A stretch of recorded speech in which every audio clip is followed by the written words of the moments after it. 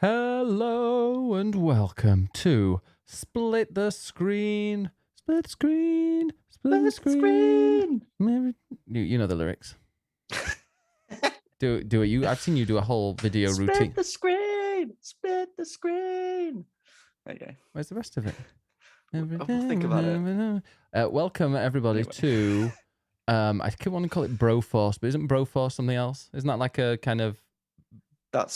That is a game. Isn't that a Smash game? Something like that. Like a Smash ripoff. Hello, welcome. This is Split the Screen, your very own personal LGBTQIA plus gaming podcast.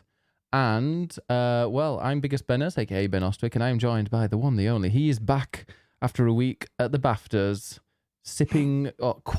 quaffing champagne with the elite, the one, the only, Ed Nightingale.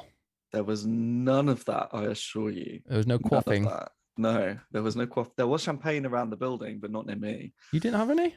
No. They didn't let you anywhere near it? No, it was sponsored by Tassinger, but I was not allowed any of that. Is that how you pronounce it? Yeah. No, not Tattanger. Tassinger. Yeah. Oh. Well, yeah, welcome back. Yeah, it was nice having Money here, but to be honest, she's a bit shit. Oh, she's in the chat. Hi, Money. How are you doing, Money? I hope you are doing really well. By the way, Money's asking why I'm wearing a hat. It's because I've got like Mount Vesuvius has erupted on my forehead. From me running around and working so much, I have a giant spot, and I'd rather wear this awful hat that's some kind of, I don't know, somebody that obviously really hates me sent me. So I'd rather wear this than actually show it. So I'll be having this hat on. Shocking. Yeah. How did Moni do last week? I would give her a BiggusBennus recommended. Oh. Yeah. Okay. Not essential, but recommended. Yeah, not essential. You're so mean. I just say it how it is. No, it was great fun. And Moni's just, it was a perfect stand-in. Yeah, she was great. But how was your trip to the BAFTAs? Because there was a social media ban, so you couldn't join us at all, which was very, very disappointing. I'm sorry. You got to tell us all about it. Tell us all about your trip to the BAFTAs. Who did you speak to? Who did you go home with? What was all the gossip? I mean, I went home on my own. Who was snogging who? We want all the gossip. I really wish I could tell you. But you've sworn to secrecy, and you... No, I didn't see anything. Oh. You've really bigged this up. Like, I went to the BAFTAs, yes, but I was in a press room backstage. So, I didn't see very much. I unfortunately missed the red carpet. So yeah, I mean, the way it works for journalists is essentially we're in a little back room, which is where the photographers are and the backdrop with all the sponsors. And so when the winners get their award and they come off stage, they come around and get their picture taken with the backdrop, and then all the journos are there waiting to speak to them. But yeah, there weren't too many of us there, but it was nice. And so you only really get to speak to the winners and the presenters of the awards. So it's a bit hit and miss as to who you actually get to speak to, because sometimes people win, but if they're nominated for more than one award, then they don't come through the press area because they need to get back to their seat. And then if they don't win the next award, they won't come around again. So you don't get to speak to them. So it's a little bit hit and miss who you speak to. But who do you get to speak to? Yeah. I spoke to some interesting people. I spoke to Rihanna Pratchett, who is Terry Pratchett's daughter. She was presenting the first award for narrative. Well, she wasn't just there for being Terry Pratchett's daughter. Don't you take away her achievements like that. I was getting to that. She also wrote the story for the first 2 games in the Tomb Raider reboot trilogy. So because last week they announced the next Tomb Raider game, I spoke to her about her thoughts and what she'd like to see in the next game, and she said that she wanted to see less daddy issues. Did you correct her English? Wow. I would have. Fewer daddy issues. Issues is a countable noun. Sure. Thank you, Mr. English teacher. Well, not at the moment. Well, not now. Well, exactly. Mm. So yeah, and she wants that. She wants to see like a sassier Lara, more akin to the Lara that we all know and love from the originals. Mm-hmm. So that was nice. And I spoke to Joseph Forrest. Can we just also say as well with the Rhiannon Pratchett, that article about the fewer daddy issues, didn't that make that to like the front page of the game section of Reddit? And you had lots and lots of attention for that? I mean, I wouldn't say lots and lots of attention, but yes, it was on Reddit. Yes. Mm. People were asking about it, and then she like was responding on Twitter, which was nice. Yeah. That was good. And I spoke to. Oh, what was that one thing somebody said? Then she completely eviscerated them in the replies. Oh, it was like, oh, no one cares about this. Why did you ask? And she was like, well, someone cares because they asked me, which was quite funny. Yeah, I spoke to Joseph Forrest, who created It Takes Two. Didn't he hit you? Didn't he physically assault you? He slapped me on the arm because I asked him about a court case or a lawsuit. Let's just say he's now banned from the BAFTAs for 10 years. He's not. No, I asked him about a lawsuit. There's a lawsuit between him and 2K because 2K are trying to trademark It Takes Two for themselves, which is the name of his game. So there's a lawsuit, and I asked him about it, and he was like, "Hey, I'm just the creative guy. Ask the lawyers," and then like slapped me on the arm in a very playful way, and was like, "Hey, let's just have fun tonight." What did you think of him? He was a lovely man. Okay. So I didn't really get much out of him. But fine. And I was annoyed because Tim Schafer came off at the same time because he was presenting the award, and I wanted to speak to him. Sorry, were you about to call him Tim Schafer? Schafer. He's totally good. I said Schafer. Tim Schafer. Tim Schafer. How dare. So yeah, so I didn't get to speak to him, unfortunately.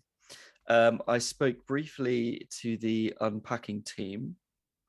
He told Ed to keep It Takes Two out of his mouth. Out of his motherfucking mouth. Well, I also, my next question was then going to be, what do you think of the BAFTAs? Because he said fuck the Oscars in the past. I was like, well, what do you think of BAFTAs then? But he walked off after the slap. Yeah, after assaulting you. Yeah. I spoke briefly to the unpacking team after they won their second award. They won Best Narrative, and then they won the EE Game of the Year, which was voted by the public. So did they have 2 Game of the Years? Yeah, so well, there's EE Game of the Year, which is voted by the public, and then there's Best Game, which is the kind of BAFTA jury voted one. Intelligent people. That's the proper one, really. Yeah. Which was won by Returnal. So I spoke to Unpacking Team briefly then, so congrats. But I actually spoke to them earlier in the day and did a full interview. Which, you know what? I've got it up, so I'll link. He's going to read the whole fucking thing to us now. No, I'm not. I'm just going to link you to it. But would you rather win an award that was voted on by a bunch of snooty-nosed, stuck-up journalists, video game journalists, or the actual public? I'll take the snooty one. Yeah. I wonder why. Like, it is my goal to get on that next year. If I could be, at some point, if I could be one of the judges on the jury panel, that would be amazing. God, I can't imagine what would win. Man, you'd have probably voted for Returnal, wouldn't you? I mean, I would have done, yeah. Yeah. Sounds like they don't need you. Indeed. So yeah, I spoke to the Unpacking team during the day. They were absolutely lovely. I don't know if anyone saw them on the night, but they didn't even have a speech because they just didn't expect it. But they were the loveliest couple. Really, really lovely. So yeah, please go and read that. We had a really nice chat about the game, some really nice insights. Most of it was done on spreadsheets, would you believe? Because they basically had spreadsheets for like each character and each level, and sort of putting in what objects needed to be in which level, which meant that if they wanted to change the sound effects or something in as they were going, that spreadsheet would update and therefore be pulled into the game automatically. So like so much of it was just organized and planned in spreadsheets. Like that was their level design, was done through spreadsheets. Apparently my new job description involves lots of spreadsheets. One of the job interviews was like, how are you with spreadsheets? And I was like, well, I've used them when I was 16. somehow still got. I hate spreadsheets. Yeah. Yofi, this is a look. This is because I'm hiding 2 giant warts. I feel like an 18-year-old again. I feel like a teenager. Because I'm just working too much. Dirty London air is not playing well with my skin.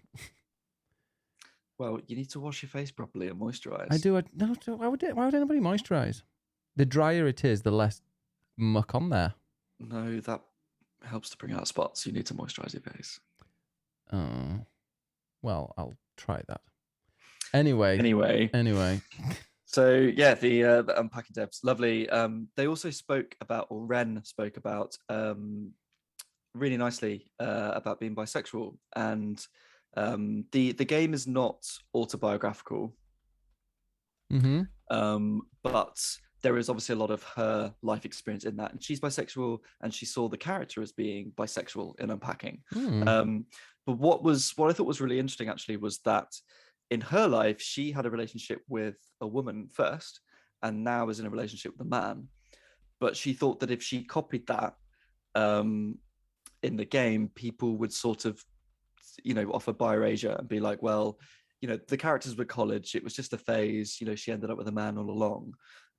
So she decided to flip that and have it as a man first, and then having a relationship with a woman to sort of avoid that bi-erasure, which I thought was a really nice, interesting way of sort of representing bisexuality, because it's so often erased and ignored. It is erased, because even then you think some people go, oh, she just discovered herself and realized that she's a lesbian. Because I bet there's some people that played that game and thought that, and it's like, no, you can be bisexual. Yeah, exactly. So yeah, so please go read that interview. It was really fun. I really enjoyed that. So I spoke to them, and then at the end I spoke to Jane Perry, who won the Best Performer Award for Returnal. And she was lovely. In all honesty, I did not anticipate her winning, so I hadn't actually planned any questions. But in her speech, she had talked about Celine, the character in Returnal, as being a middle-aged woman and being a single mum. So I decided to ask her about that representation and why it's important. And she talked about how it was great to have like a badass woman who's middle-aged, and that sort of tension between having a career and being a mum, and that's kind of central to the game. So I had a really nice chat with her. I'm actually speaking to her again next week. So I will have another interview with her, all about Returnal and Hitman. Good evening, 47. Yes. Your target is a money does stuff, who is attending her first time out of the country in 31 years. She'll be taking part in TwitchCon. You must assassinate her by any means possible. There you go. What's the best way? What's the best way of assassinating money? Make her feel sick, and while she's thrown up in the toilet, stick her head under there so she chokes and dies on her own vomit. That is my favorite way of killing people in Hitman, by the way. I'm not just, I'm not just, it doesn't sound like, I haven't just thought of that. Like, well, thank you for asking me that, because I've been wondering I've been trying to think of a way. See, I would probably, we're actually discussing this. I would probably hijack a computer, because Moni is just drawn to doing stuff and always working too hard. So I would hijack it so she got electrocuted. Yeah. Anyway, yeah. So Jane Perry, she was lovely. Where did that come from? Yeah. And then Returnal won Best Game. It did. So I spoke to the team about their thoughts on that, and also their thoughts on coming to PS Plus. And they said they were very hopeful that it would reach a new audience, and they're very happy that Sony took a risk on the game, which was great, and a lovely little scoop that then got picked up in quite a few places. Yeah. So it's always nice. I mean, when you in a newsletter? I was in the Axios newsletter. Oh, that was the unpacking interview. Oh, God. Oh, that was that one. Oh. Exactly. So yeah, it's like with games journalism, there's only so much news. Often you find it in another website, and then you link back to them and share the story. And it's always nice when you get to break a story because you find it yourself, and then other people start copying you. That's always nice. Yeah, I mean, didn't you go saying like, well, probably won't get anything or get much, and then you ended up with these 2 pretty big exclusives. 3. 3. Yeah, I didn't really know what to anticipate. I was like, oh, it's the BAFTAs, but people will be busy, and I didn't really anticipate getting many stories, but I got 3, which I was really happy with. Which was the third one again? So you get the Rihanna Pratchett one, and then the Returnal. Jane Perry, and then Returnal.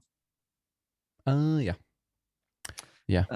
And then also not on the night, but afterwards, earlier this week, I spoke to the Chicory devs, and had a really nice conversation with them all about mental health in Chicory, which is an amazing game. Please go play it. I absolutely adore it. It is fantastic. You should all download it and play it. For more than 20 minutes, like Ben. Oh, I didn't make it 20 minutes. Maybe one day I'll play it. See, I said You that. really should. I said that earlier, and you just did like the rolling eye face. And I was like, I was genuinely being serious, but because you rolled your eyes, I'm not going to play it. Please go and play it. Please go and play it. Chicory is so good. It's like a sort of Zelda game, but you have a magical paintbrush to solve puzzles. But it's so much more than that. It's a game about like, what does it mean to be a hero? What does it mean to be an artist? What does it mean to meet your heroes and live up to expectations and perfectionism? And it's like when I met you.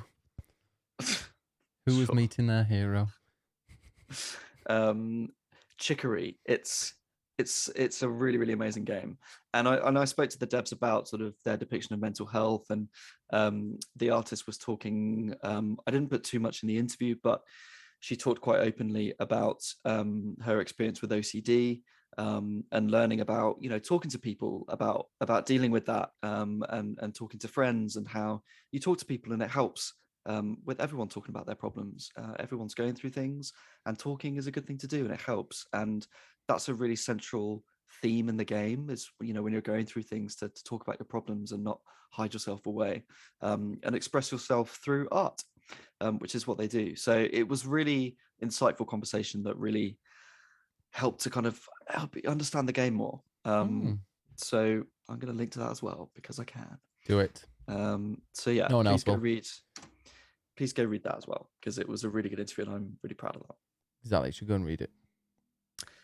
And I also, at the BAFTAs, got to meet 2 very, very special women. I'm so jealous.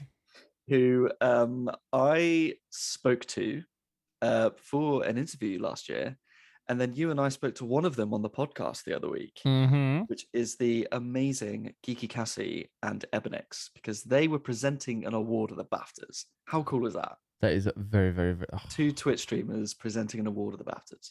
So cool. And they came off stage, and I was wearing my mask, and I waved at Cassie, and I don't think she quite recognized me. So I pulled my mask down, and she was like, "Ah!" And then we just screamed at each other a lot and had a picture. Was it true that people were... Cause, I mean, I think, let me just find the message that Cassie sent me. I'm going to totally read it out. Where was it? Because she mentioned... Yeah, she said, oh, babe, I screamed so unprofessionally when I saw him. I mean, we both did. And I was like, let's get a picture. Brilliant. Was everybody looking? Yeah, but they were, give a shit. in a good way. Yeah, exactly.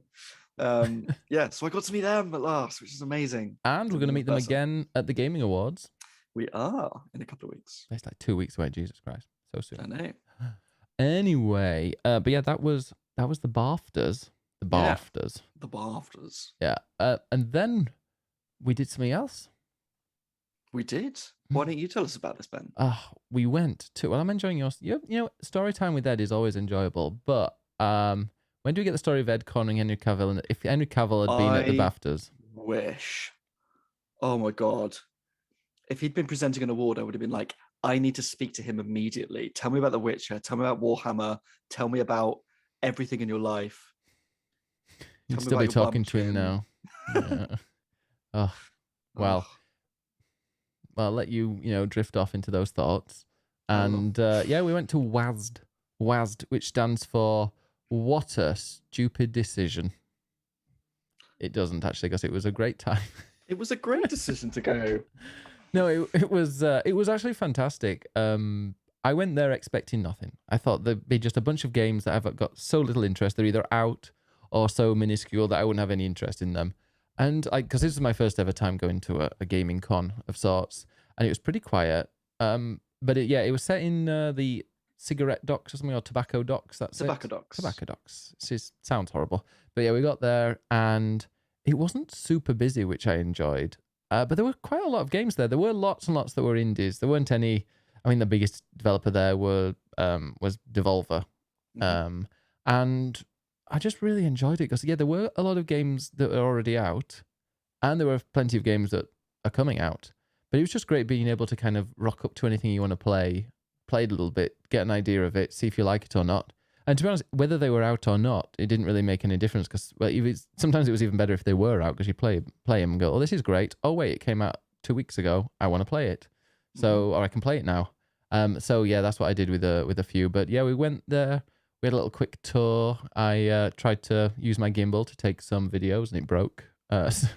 I don't know how, but I got a refund anyway, and I got a new one, which is fully charged, which I'll try and sort out this weekend.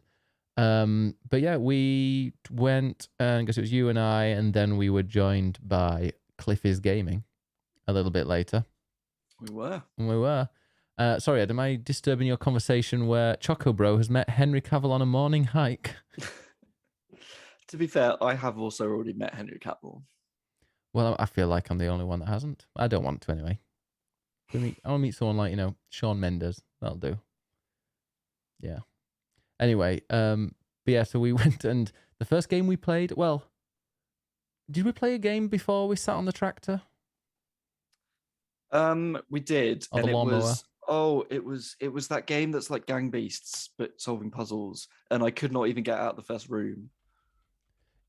Yeah. Oh, that was I it. can't remember Yeah. what it was called. So, Ed was playing a game that was. Oh, I've got it on like a video, but it was shite. It was a game where, you had to, I don't know, it was some kind of like side-scrolling thing, but it was really.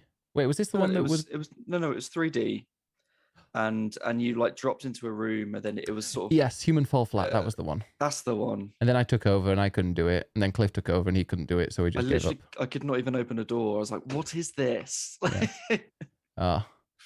But so we did that, and then we went and played a game where I think one of the higher ups was like watching you play and being all excited about it, but I could see that it was glitching as hell. It was so glitchy, and it ran really badly. And I think it was already out. Did they say? I think so. Yes. They're like, it's out, and I'm like, Jesus, really? You released it in this state?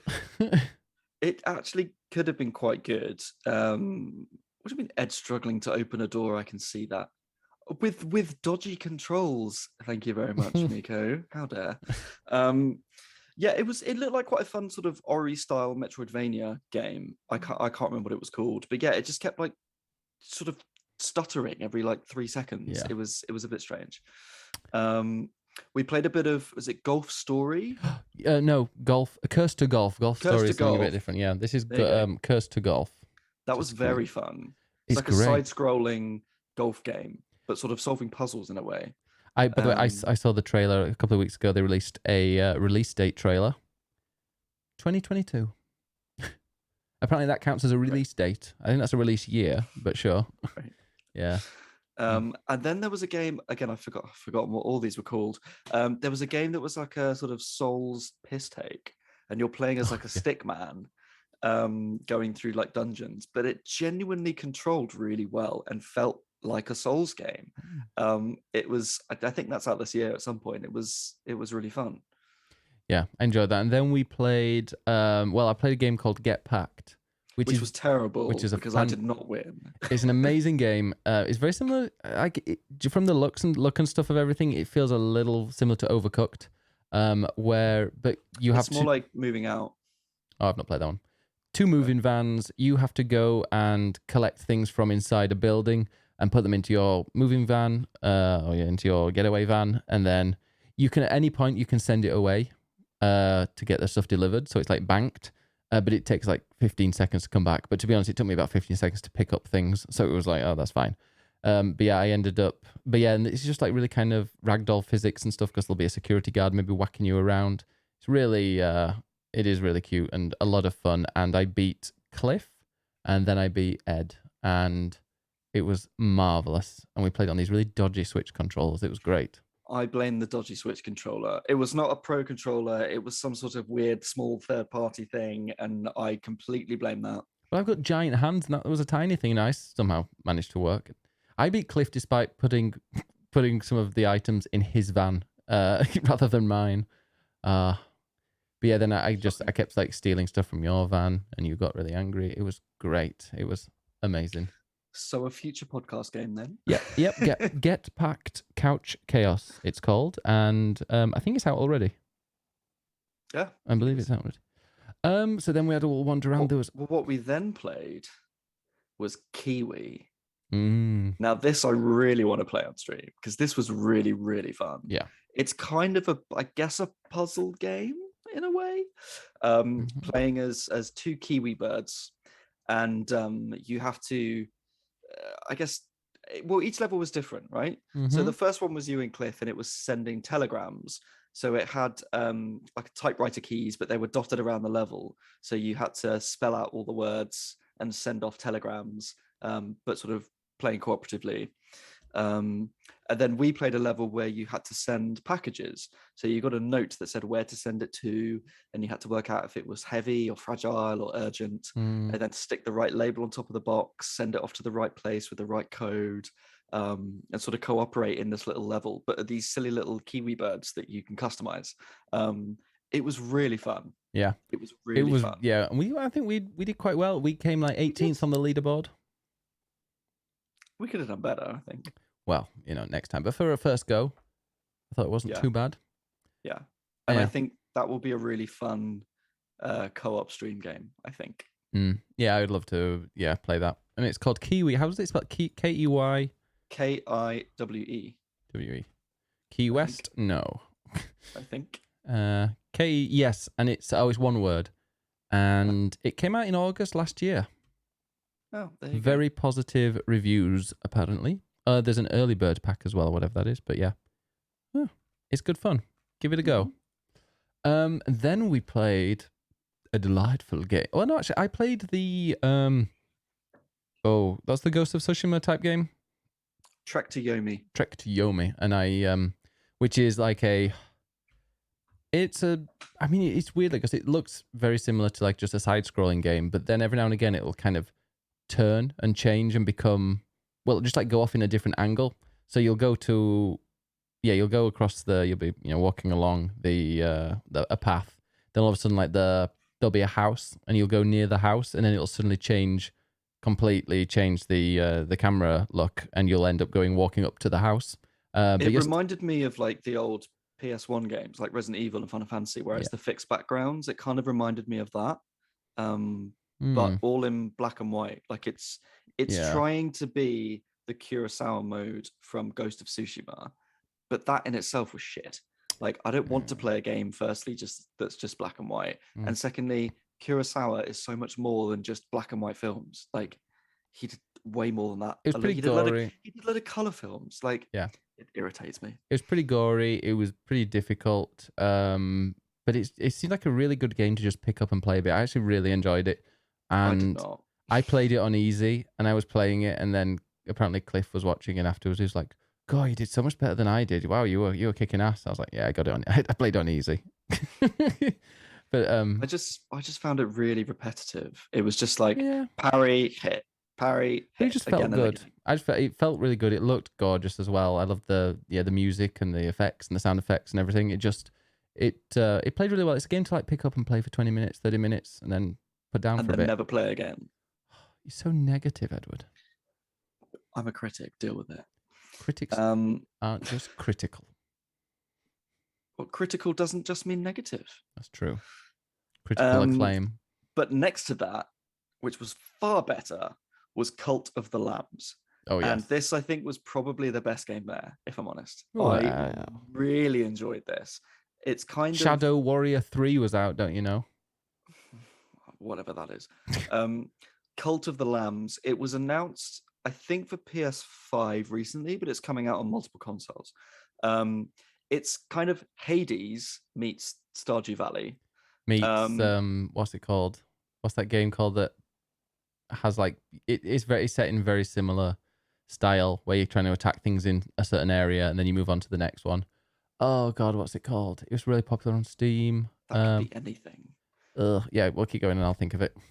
So it's like a cartoon game, and you're playing as a lamb, who is the last surviving lamb, and you die at the start. But you're met by this demon who's like, if I will bring you back to life if you create a cult in my name. And so you basically go through these like Hades style. Binding of Isaac. Oh, okay. Reminded me of that.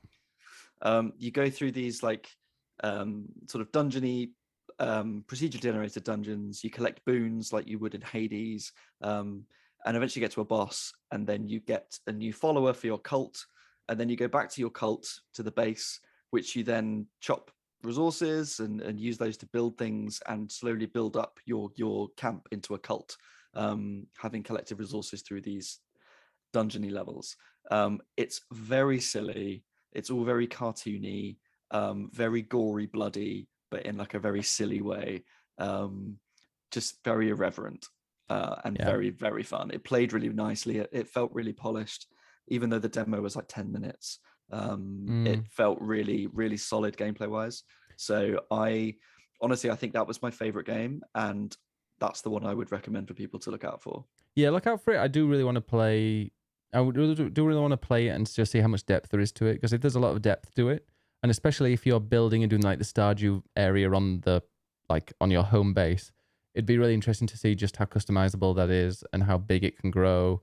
And as you go through and make it bigger and bigger, does it unlock new characters, new stories? Is it great at the beginning and then it kind of just fades off and they wonder what they're going to do with it, or do they kind of stick with it?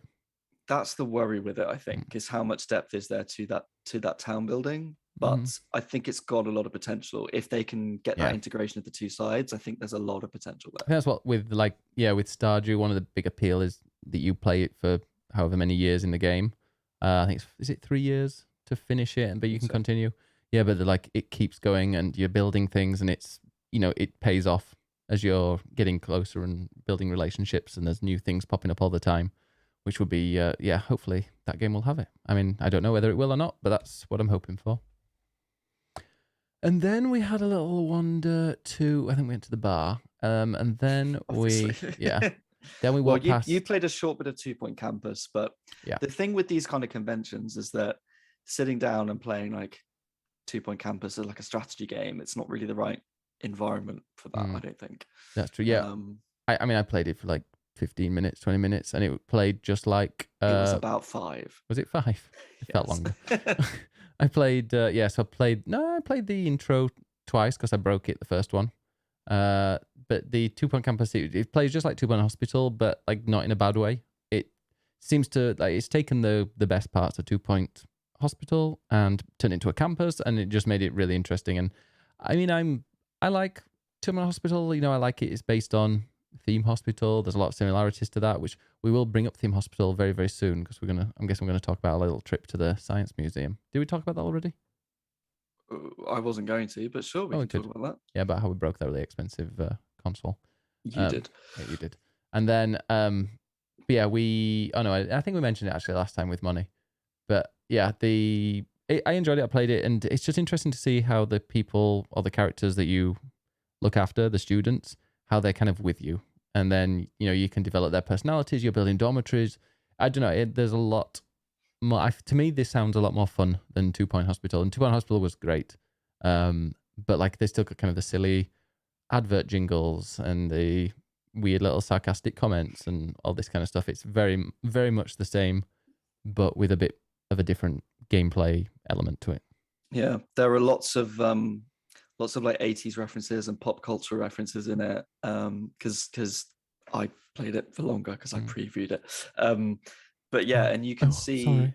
No. So your Ed's opinion matters more. No, that's not what I'm saying. I'm just saying I can give you a little bit more depth. Oh, I bet. That's what you told me. Wow. So yeah, it's got relationships between the students.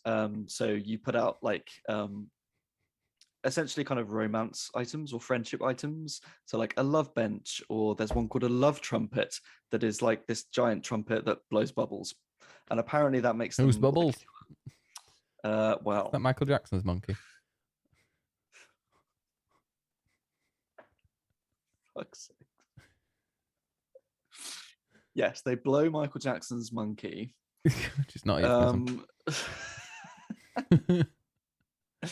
And anyway, yeah, they have like relationships and things. And what's nice is that it is completely inclusive. So, I mean, I spoke to the developers and they did describe the characters as being quite androgynous anyway.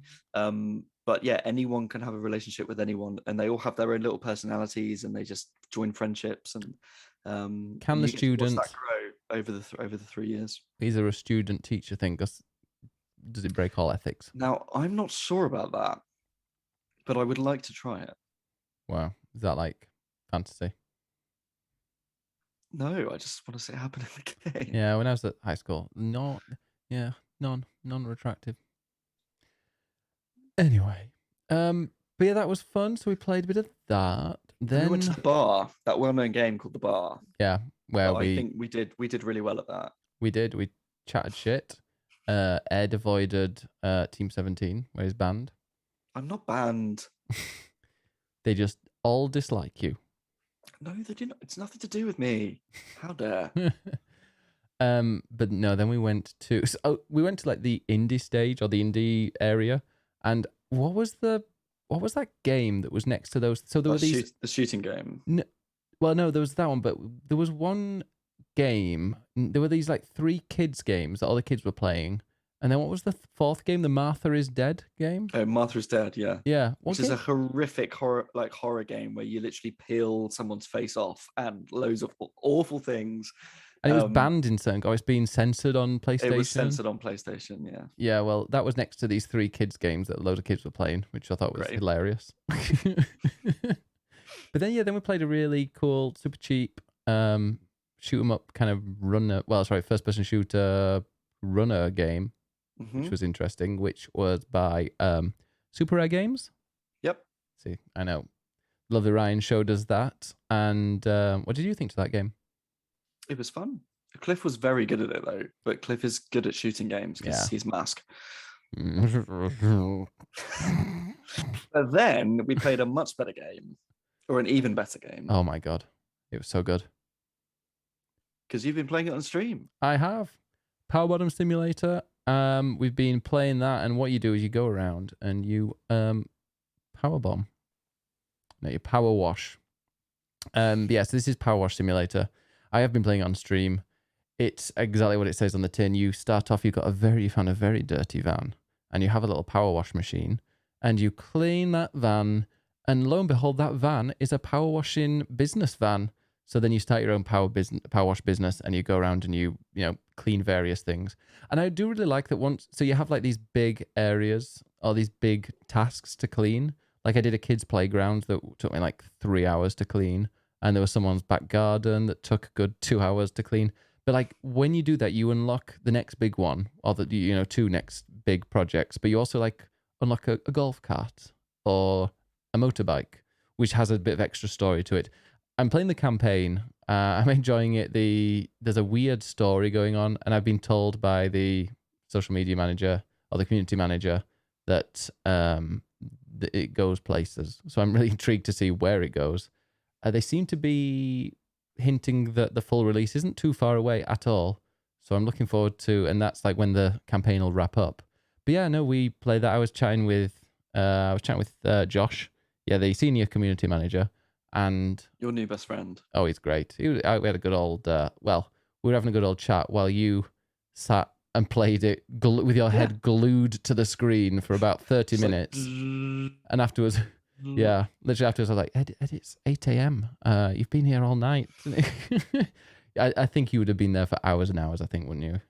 It's just, I mean, you've played it yourself now, but it's just so satisfying, like seeing this dirty van and then you just slowly clean it. And they've just made it so well that it feels realistic. You can see like the lines of clean and dirt as you go through. So it just feels so good. Yeah. But doing like one individual level was fun. But then hearing you guys chat about it and hearing, oh, hang on, there's a story behind it, Oh yeah. which I just think makes it really interesting. Like And, I really want to play that more. and it's entirely in co-op as well, I believe. I think it's the campaign is 2-person co-op, but I think once you do, I was told that once you finish that, you can do a co-op, like a freestyle co-op, and it's up to 6 players. So 6. 6, we could have like a split the screen sixsome where everybody comes and helps spray. And Everyone comes and helps spray. Yeah, usually the other way around, but yeah. Got But it. it's really, really, really satisfying. I loved it, and it's enjoyable. Like things will pop up, little messages will pop up. Like I've noticed it's when you've every 20% or so. Well, the house I was cleaning, like every 20% something would pop up a little message because it tells you as well the percentage of how far through cleaning the whatever you're cleaning is. That it popped up and it's like, yeah, you're 20% done, and then like a little message pops up saying like, oh, I've just had my bike stolen, but I found it and it's all really dirty, and then that drops. Once you complete that level, you have to clean a bike, or you can kind of choose where you go. But I'm you know what, really, really, really enjoying that game, and it's just so peaceful. Because afterwards I kind of reluctantly, because I promised, I said I would, but I actually did enjoy playing it. But I then switched over to some Kingdom Hearts, and that was fun. But anyway, that was the end of it, because I then took a picture of then everybody. We went back to the bar. Yeah, then we went back to the bar. Yeah, because I took a picture and then went out.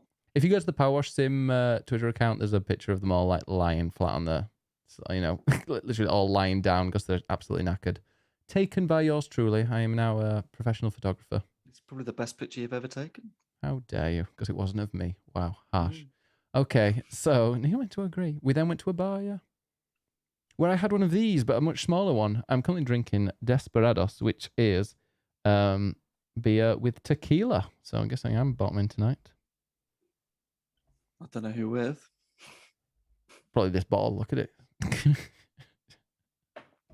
Don't do a kinger. Oh no. Oh, I wonder how many people get that reference. Probably not many. No. Yeah, I bet Cap does. He's of an age and cheesy. Not the king. Even how does Money know about Kinga? Oh Jesus. Anyway, so then yeah. Well, that's what we've been doing. Yeah. For the past week. Yeah. What games have we been playing? Well, I pretty much told you Power Simulator, and I played a little bit of Kingdom Hearts on PS5, and you know what?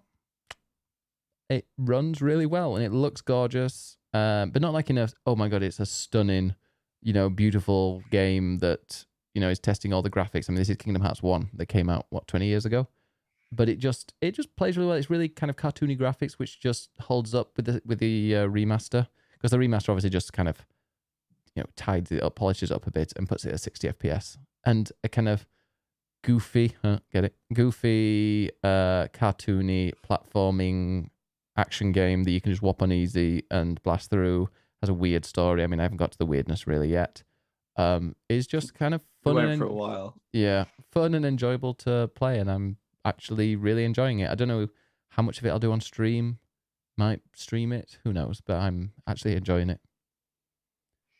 See, I played the first Kingdom Hearts, not when it came out, but it was on PS2, so when I was a teen, but it wasn't immediately when it came out. And I enjoyed it, but I never actually finished it. I got to, I think it's the penultimate boss, which is, well, I won't say because you haven't got there. No, I definitely want to play it. But I never actually finished it. And then a lot of years later, so a few years ago, I then played Kingdom Hearts 2, and again got to a boss, got stuck, and was like, I can't be bothered. Is easy mode on all of them, or did they not have easy on back in the day or something? Probably. Oh, you just got stuck. Or were you one of those people that refuses to go onto easy mode? Yeah, I will stick to the difficulty that I choose. See, same here, but I choose easy. There you go. The thing that I like, it's interesting. I mean, we'll get to news later, but it's interesting that what I really like about the Kingdom Hearts games, that I think the first game does really well, is just bumbling through some Disney worlds. And it's really interesting to see, well, how are they going to interpret this Disney world, and how are they going to change Sora to match it, and the different costumes, and I think the first game does that really well. The second game does that quite well. But the second game I found just brought in so much more of the weirdness from the story. And I think that comes in a lot of the other games. And from what I understand, the third game is more weirdness than Disney. And that kind of puts me off because it's the Disney bits that I really like more than anything. I played a bit of the third game. I actually really enjoyed it. I did the Toy Story level, which was but like that on repeat for about an hour and a half. And then I did another bit. I can't remember what the other levels were. There was, I think it was Hercules. I vaguely remember. But yeah, the third one was really enjoyable. But I had no idea. I just played it for 4, 5, 6 hours. I had no idea what like the weirdness stuff was going on. But like just going to each world and kind of dealing with whatever problem they had. I had no idea what the problem was related to in regards to the weird, the backstory. But like just the story of its own. Oh, these people are in trouble. This thing's happening to them, and you've got to help them. That was a lot of fun, and it was cool to just like follow along with that and just ignore the weird stuff. I think that's probably the way to do it. Well, I don't know. I'm going to enjoy it. I want to play it because I really want to play Kingdom Hearts 4 because it looks gorgeous. But we'll come to that, I imagine. Is that one of the stories you've got? Yeah. All right. Well, somebody didn't update the document today, so I can't see what stories we have. I mean, what else would there be this week? But we'll get there. Ooh. Anything else you've been playing this week? No, I mean, I told you before, Ghostwire, I kind of just deleted it. Fuck that shit. That I finished. Oh, and why would you finish a game that you weren't enjoying playing? Because I started it. Therefore, I must finish it. See, if I start something and I don't enjoy it, I just stop. Yeah, I don't know. I've had that since I was a kid. Like with a book, I'd start a book and be like, I don't really like it, but I've started it, so I want to know what happens. See, I'm the opposite. I will literally play a game, enjoy it, and stop it. Like Elden Ring. I haven't played that in ages, and I was enjoying it. I just put it down one day and was like, you know what? I will go back to it one day. Life is too fucking short, Money. It is too fucking short, but for some reason, I just have to complete things. It really irritates me if I haven't. You're a completionist, perfectionist. So, I mean, Ghostwire was fine. It's fine. It's like a 6 out of 10. It's like rice pudding. For a dessert, it's just fine. I love rice pudding. From a tin. Ambrose, like with no extra seasoning, just on its own. No. Like proper rice pudding. Although I do like it cold rather than hot. What's wrong with you? Anyway. What's wrong with you? Who'd have cold rice? Apart from sushi. Anyway. I can't with you. Ghostwire was all right. It's a really interesting setting that they basically fuck up with boring gameplay and a really tedious open world. Yeah. It's just really repetitive. Mm-hmm. They have a couple of ideas that they just keep repeating constantly. The combat doesn't really develop. You only get those 3 powers. They don't change in any way. You don't get any more mobility. So it kind of feels a bit like a first-person shooter, but then you can't really move or jump around that much. So you get a bit stuck on the scenery and it just feels a bit slow and a bit clunky. And, it's such an interesting setting of like Tokyo's deserted, everyone's disappeared, and it's really eerie and haunting, and all these, Japanese yokai and Japanese folktale spirits everywhere. And if that was a really linear, sort of tight, intense game, it would be great. But they've just put it in an open world where you can just run past enemies and it's just boring. You know what game you need to play, Edward? What? Tokyo Jungle. What is that? Wait, you don't know Tokyo Jungle? No. I was like, when's that coming out? Oh yeah, it came out nearly 10 years ago. I remember reading about it. It's a survival action game. It takes place in a deserted, futuristic Tokyo in which the city has transformed into a vicious wildlife wasteland. No, thank you. It's amazing. It's also, there's a mobile version. Yeah, there you go. You should play it. It's a story and survival. Reception received average reviews, and it's on Metacritic at 77 on Vita or 74 on PS3. Maybe we'll be able to play it in the new stuff. No, thank you. Well, I will. It's not for me. Oh, it's got animals in Tokyo. It's like two of your favorite things. Yeah. There's a red panda on the front cover. Well, give me a red panda Or to might be a squirrel. cuddle. It's probably a squirrel. It might be a squirrel. Wow. They look the same. What I've also played this week, because I finished Ghostwire, and I've now started Stranger of Paradise Final Fantasy Origins, which I have spent most of today playing so far. Yeah. And it's a bit shit, No. but I quite like it. Oh. I feel like I shouldn't. Stop settling for average, Ed. Well, okay, what's fun about it? I'm just going to skim over that comment. What I do like about it, there wasn't any other alternative, meaning. What I do like is the combat system in it. It's basically Final Fantasy. It's sort of meant to be Final Fantasy meets Souls. I don't think it really is that Soulsy, apart from the, like, I don't know, you've got like limited potions and it's a little bit tricky, and there are checkpoints, a bit like bonfires. That's kind of about it, really. But it's got the job system from, I guess, many of the games, but mainly 14. And what I really like is that you can basically switch between all the jobs and level them all up separately. And they all play slightly differently. So it gives you lots of different ways of experimenting with the combat. And I really enjoy that, because it means that if I want to play as a mage, I can do that. Or if I want to be a warrior or a knight, I can do that as well. And you can switch between two of them on the fly. And the more that you use them, it then unlocks more jobs along that branch. So if you start with a mage, you can then unlock the white and black and red mage, which have similar sort of gameplay but different spells, and you can switch between them all, and just it feels really fun playing as all these different jobs, and it keeps the combat fresh, which is nice. It's quicker than the Souls games are. It's less slow and strategic. You don't have a stamina meter, so but you still have to be a little bit careful about your moves, at least. It's quite tricky. Some of the bosses are irritating as fuck. It's the kind of game that's tricky because they throw in like unblockable moves or like instant death attacks out of nowhere that are really hard to dodge.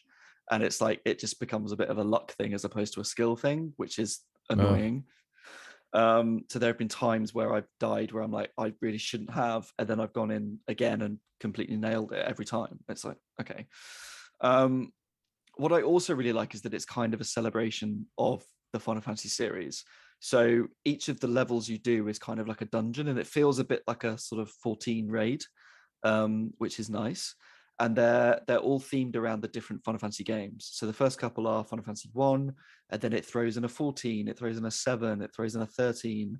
So it's like a nice little tour through the series, and it's got music, like music remixes to go with that, and the music slaps. It's amazing. It's really, really well done. The problem is that it feels like a really badly made game. It's really unpolished. The visuals are terrible. Like the textures are bad, but also the lighting is really bad. So it's really dark because it's trying to be dark and edgy like a 14-year-old.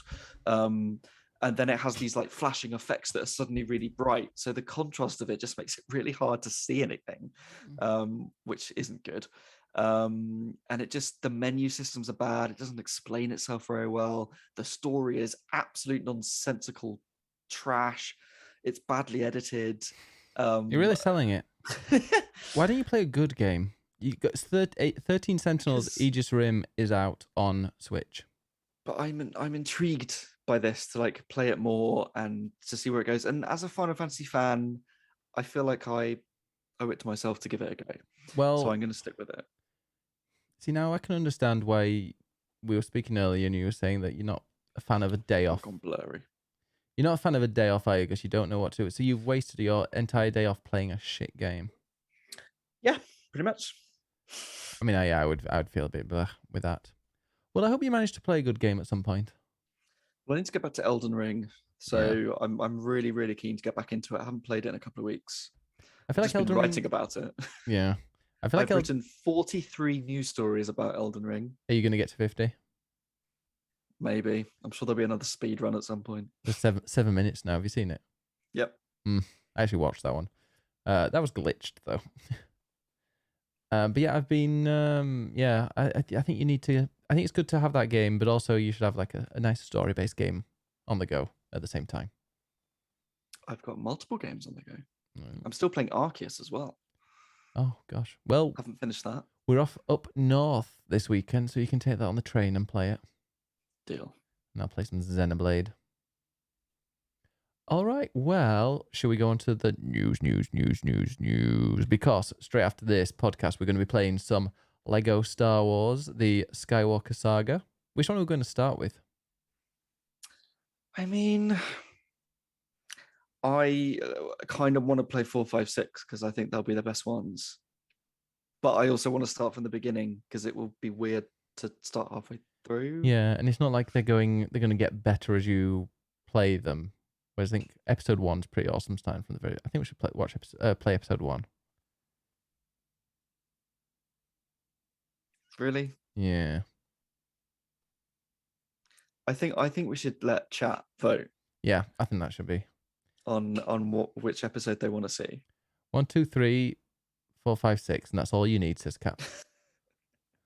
I do kind of want to see them take the piss out of Kylo Ren, though. Oh, you know, I mean, is the final three not very good or something? Well, the films weren't very good. Well, I enjoyed them. I'm Seven- easily pleased. Though. 7 was good. I didn't like 8 or 9. The other thing is that my boss reviewed it for Eurogamer, and he hit a glitch in, I think, episode 3, where he basically couldn't complete a mission and therefore couldn't continue with it. So that's sort of put me off playing through the first 3 in case we get the same glitch. Final 3 are boring, but they do.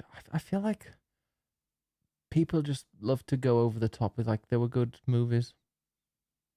But it's like they'll come out and they'll be like, oh, they were good, and then they were quite good, and then like 2 years later, oh, they were the shittiest things ever. I can't believe they even released them. Oh my god, it was like a child made them, and it's like, well, it's not really though, is it? See, I loved 7 for the reason that I think a lot of people don't like it, which is that it's really similar to A New Hope, and it's kind of just a rerun of the story. But I really liked that. I really liked the parallels. I liked that it took sort of what you know, but put a little twist on it, and it was like a reset for the series for like a new generation, and I really appreciated that.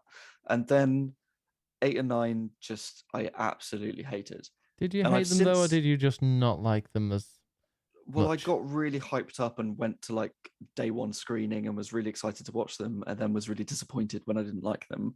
I wouldn't be like super fanboy of like they're atrocious. I've since watched 8 again and I actually liked it more than I did the first time, but I still think it's terrible. That whole casino bit is just appalling. And 9 I do not wish to watch ever again. They were great. They were good kind of. I mean, you get what you pay for. Gesundheit. That's what I think of that. Wow, you're allergic to them. Well, we'll play episode 1 with old CD3PO. Well, speaking of convoluted series, Kingdom Hearts 4 was announced. As we're doing, as we're doing the headlines, Kingdom Hearts 4 was announced on Sunday with a whole new trailer, which I guess you're excited about. I will be once I've got through the first 3, I'm sure.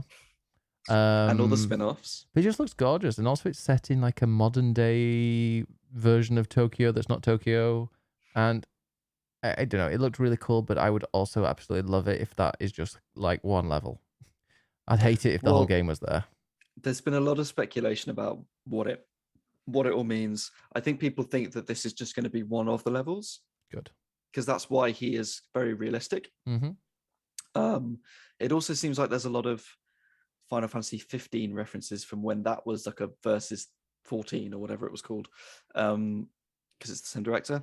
Also, people have spotted what they think is an ATST foot in the corner of like a foresty section. So people think that one of the levels is going to be Star Wars based, which obviously Disney now owns, which I think is about time and would be very cool and would probably make me play that game. What about introducing like Marvel people in? Well, I think Big Hero 6 is in 3, I Yeah. think. So Marvel technically is already in there. So there could be Marvel in there. They can throw Star Wars in there and so many other Disney. Simpsons. Is Simpsons in there? They run. Isn't that still Fox It's not okay. Maybe. or something else? I thought I don't think Simpsons is Disney. Uh, I might be wrong. no, maybe I don't know. Like who's it? Who owns it now? 20th Century. I don't know. 20th Century Animation. The original network was Fox. But it's a subsidiary of because it's formerly Fox Television. It says I don't know. But yeah, no owner Disney General Entertainment. Oh, A Simpsons level would be pretty awesome. that would be cool. That would be cool. Like a Yeah. bright yellow Sora. Yes. Oh. Because that's always fun, is seeing how they change Sora's look each time. Yes, Yeah, as well, because people are like, oh, I don't like it. I hate how Sora looks. It's going to be awful if this is the way they go. Go back to how it was on PS1. It's like, Sora literally, like, it's obviously set by somebody that doesn't really play Kingdom Hearts, because, Sora changes every, like, world they're in. Yeah, exactly. But it's a long way off. It was a little teaser. It's going to be a long way off. Oh, God, yeah. So, yeah. 2025 is my guess. There you go. My next one you've already spoiled, which was Elden Ring. Has been completed in less than 7 minutes now. I know, I told you. It's very glitchy. Yeah. I think he basically didn't even defeat any bosses. He just glitched at the end. I think he didn't defeat the last one, but then he must have glitched too, because you can't really beat that final boss on level 9, I'm sure. Yeah. So I've avoided watching too much because I don't want to see too many spoilers. It literally goes into the opening area, the bit where before you defeat that troll that always kills you. And then he like drops down to a ledge and then just does something and then fires through the map. Yeah. Wild. Yeah. Absolutely wild. But yeah, I think this was Distortion 2, and he said that I think this is going to be his last speedrun. So, because he's been basically hitting the record himself every time and beating himself, and I think that's now ended. So someone else might take over, but we shall see. Who are you going to write about? Who knows? Maybe something else. There was a new trailer for Fire Emblem Warriors 3 Hopes, which is the Warriors Fire Emblem spin-off game. And we now know the protagonist, which is called Shez. Shez. Shez. Can be male or female. It looks like there are 3 different paths based on the 3 houses from 3 houses, which is going to be fun. And this is a slight spoiler, although it's at the end of the trailer. Basically, Shez is out to defeat the Ashen Demon, and the Ashen Demon is Byleth from 3 houses. Wait a minute, that's the person you play. Exactly. So I'm very intrigued to see how this actually is going to feed into 3 houses. Is it a spin-off? Is it a continuation of the story? I don't quite know. So yeah, I'm intrigued by that game, because I think Age of Calamity did a good job for Breath of the Wild.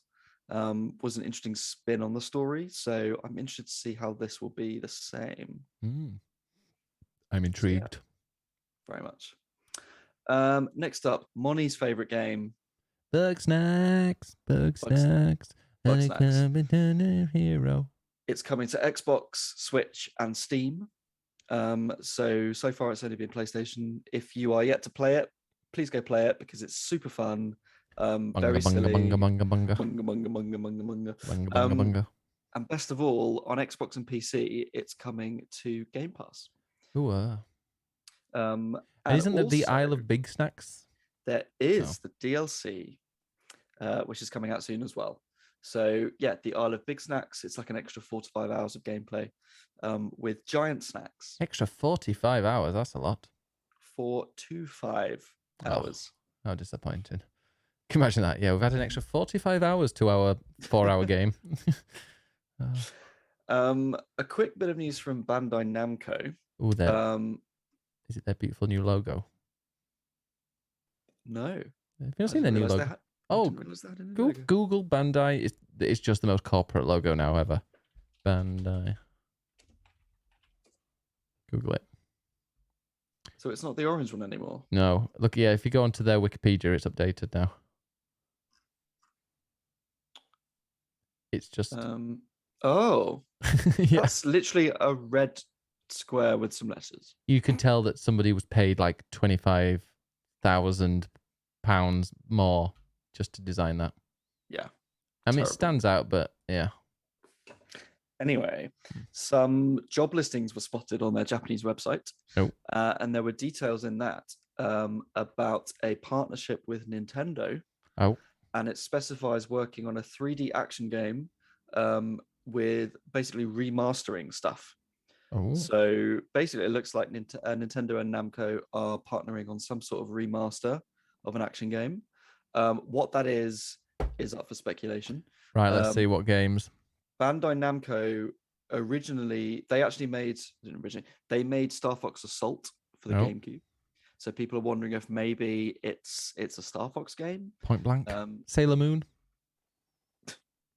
Well, it's not. It could just be a Nintendo game that they haven't previously been involved in.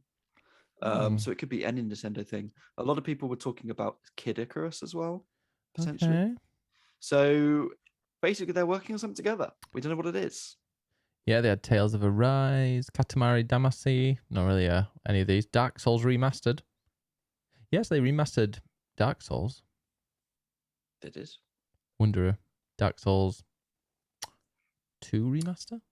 I think the likelihood of, or what people are saying, is that this will be a Nintendo property. So it will be one of Nintendo's games that Bandai are remastering, as opposed to one of their own games that they're remastering for the Switch. Okay, yeah.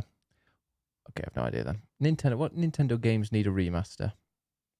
Star Fox and F-Zero. Yeah. But it's a 3D action game, whatever that might mean. And then there was another new game that was announced this week called Myth Force. Could you sing it? Myth Force! Myth Force! Which is basically developed by a studio called Beamdog, which was set up by BioWare staff. What was the name of it again? Myth Force! Essentially, it is a first-person roguelike game, but it's co-op multiplayer. So it's 4 different heroes, and you basically cooperate to defeat evil in dungeons. However, it's all styled like an 80s cartoon, like Saturday morning cartoons, like He-Man, Dungeons and Dragons, Thundercats, all of those. So it's got this really cool cel-shaded cartoon look. And as part of the trailer, there's like an intro song, which is amazing. It's just an absolute banger. Do you want to sing it all? I'm not going to sing it all. No. Okay. But go watch the trailer because it looks super cool. I'm really excited about it. And then lastly, one more, which was overnight, which is that the PS5 and Xbox Series XS version of The Witcher 3 has been delayed until further notice.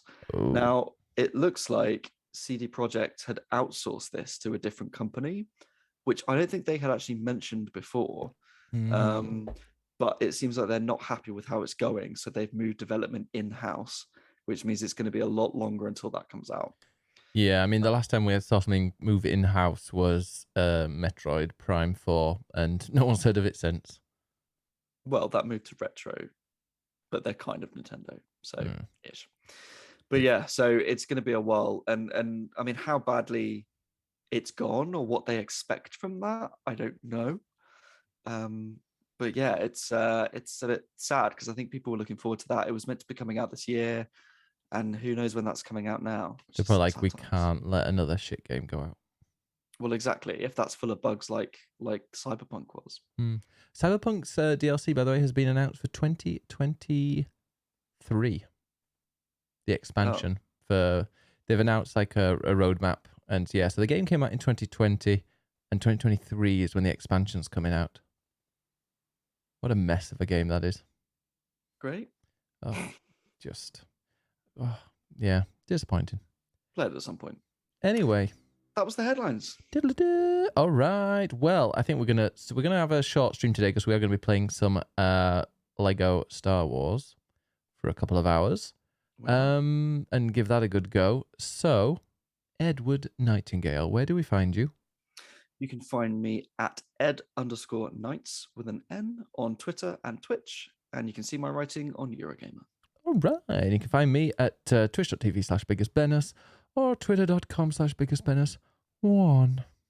Also, you were playing Kirby as well. How was that? Very fun. I'll talk about that next time once I've probably finished it, but it's very, very fun. Excellent. All right. Well, thank you very much. Do you want to do your little thing? Thanks all for being here. We'll see you next week. Be there or be split.